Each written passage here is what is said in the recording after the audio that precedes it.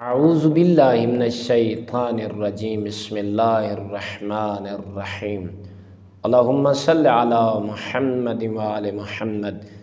مومنین مسلمین، نماز فجر کی نماز نافلہ کے بعد اور فریضہ سے پہلے چھوٹا سا عمل ہے جو ذکر ہم روزانہ پڑھتے ہیں، لیکن اگر اسی ذکر کو ہم نماز فجر کے فریضہ اور نوافلہ کے درمیان اگر پڑھ لیں تو آئیے اس کی فضیلت کیا ہے، اللہ رب العزت انسان کو انعامات کیا دیتا ہے، آپ کے سامنے ہم تلاوت کرتے ہیں۔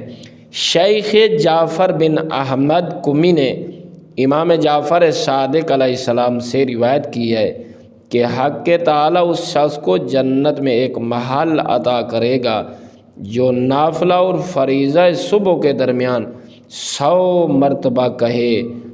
جنت میں گھر بنائے گا اللہ رب العزت اس کا۔ وہ عمل کون سا ہے؟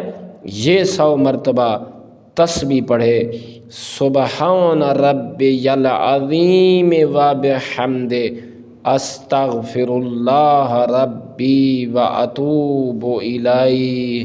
یہ دیکھیں، ہم روزانہ اس ذکر کو پڑھتے تو ہیں، لیکن اگر اس خاص جہت سے، اس خاص طریقہ سے اور ایک خاص ولولہ اور شوق سے ہم اس ذکر کو کریں گے تو امام صادق علیہ السلام فرماتے ہیں اللہ رب العزت جنت میں اسے ایک محل عظیم نصیب فرمائے گا۔